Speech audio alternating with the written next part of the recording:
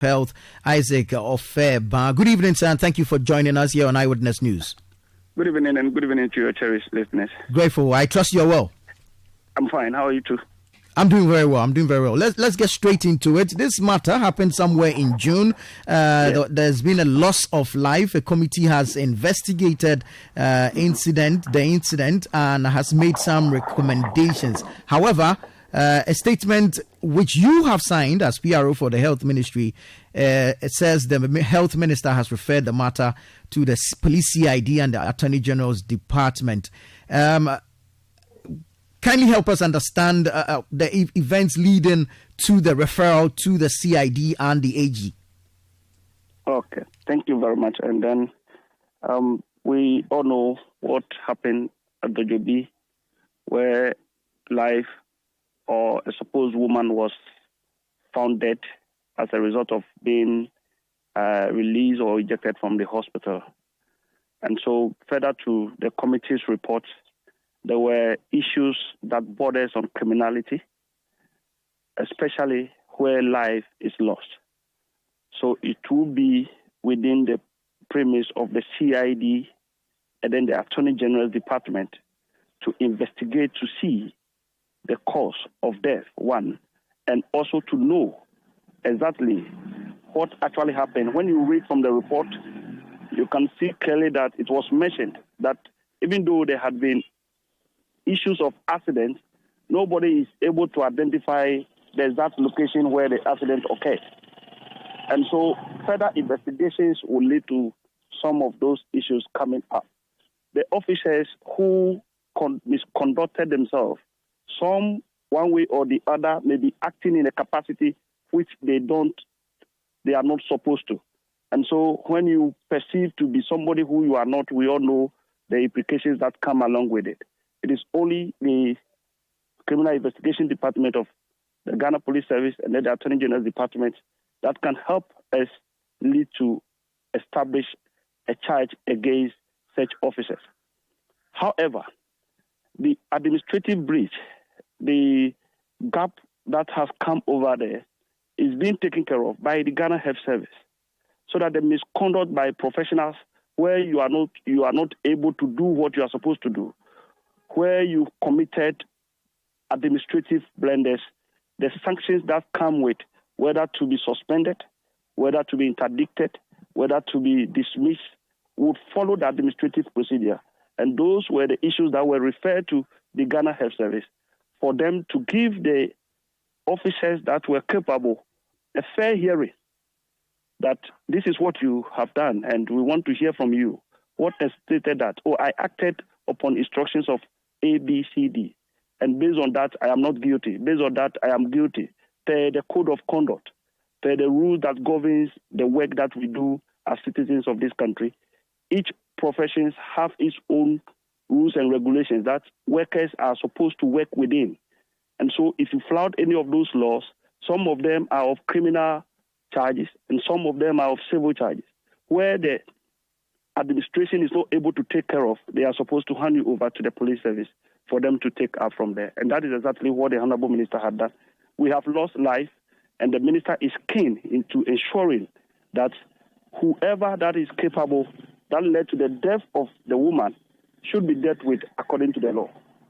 And that is what the Honorable Minister for Health, Dr. Bernard Okoboy, had directed that the AG and then the CID department should go into the case for us to have a final decision on.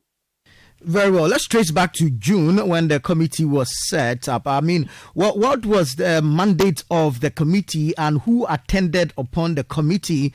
I'm asking this because reports that came out then was that no one had shown up at the hospital as a relative to cater for the patient then. Yes. In as much as I may not want to lead the police investigations, I would also want to give a background information. The committee led by Dr. Daniel Asari met all staffs that were involved. So when you go to page 9 of the report, you see the officers that are affected, the medical superintendent, the director nurses, and some other nurses that were affected. So indeed, the patient reported at the facility. There was a gap in the referral. The processes by which the patient was discharged from the hospital was not duly followed. The officers who were supposed to act, or the officers who were supposed to take the final decision on the referral of the patient or the release of the patients from the hospitals, were not the people. And all those things have been spelled out in the report. And so, indeed, there is an establishment that the woman came to the hospital. Indeed, there is an establishment that the woman could be suffering from mental health. And that could be the reason why the woman may not be able to mention who exactly the relative may be. And in the report, it was also established that there had been an accident. However, the place of accident is what nobody is able to talk about, to confirm now. And that is one of the reasons why the Ghana Police Service will have to go for further investigations into that matter. Right. Now, the criminal aspect, you have referred to the CID and the AG's department. And what will happen next with respect to the procedural lapses, or if you like, professional lapses that may have been established by the committee after its work was done? Because I want to believe that persons found culpable will be subject to the services, that's the Ghana Health Services Code of Conduct. Yeah, so where you are supposed to be suspended, you will be suspended. Where you are supposed to be dismissed, you will be dismissed. And where you are supposed to be sent to court to answer charges against your conduct, charges that you have committed, where you are supposed to be released for you to go and answer those charges, you cannot be hiding behind the banner of the Ghana Health Service or the Ministry of Health, and then you would individually be protected. We have issues where the Attorney General come in for government officials where they erred in some other practices. Not to say that negligently I acted and then government will have to provide lawyers for me to come and assist me. So when the investigations come up and it is found capable that this person or this officer have acted in a way that he or she is not supposed to act, the ministry will have the right to release you for prosecutions. The Ghana Health Service will have the right to release you for prosecutions. And those are the measures that had already been put in place. So that Ghana Health Service have already started the initiative. It addicted some other officers already. They have not been called back to office. They are still on interdiction. And then they're going to face the disciplinary committee to answer charges why they acted in that manner. Do you know how many persons are involved or are being subjected to the disciplinary procedures?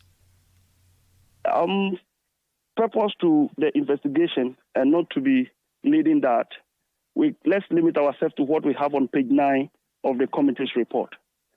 They have mentioned some category of officers who were capable, who have committed some offenses. Let's just limit ourselves to that. But then, when the investigation should proceed and an officer is saying that, look, I acted because Dr. Asimasi have asked me, or Dr. YBCD have asked that I should do this, and it is out of that, that doctor who instructed you after admitting can also be found culpable. And so the law may take different forms, depending on the issue, depending on the situation.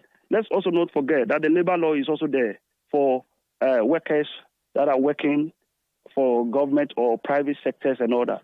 So we may come face to face with some other impediments, and that is the main reason why the minister have directed that the state agencies should rather take charge, so that where one is supposed to face a legal frame, the person is allowed to do so. Have we been able to identify relatives of the deceased? That will be beyond this report, and the Ghana Police Service will be the sole responsible for that. Very well. Finally, before you go, I mean, how worried is the sector minister, considering the fact that a life has been lost, and which may be a dent to the health ministry? You can see from the directive that he has given already that he is not happy at all.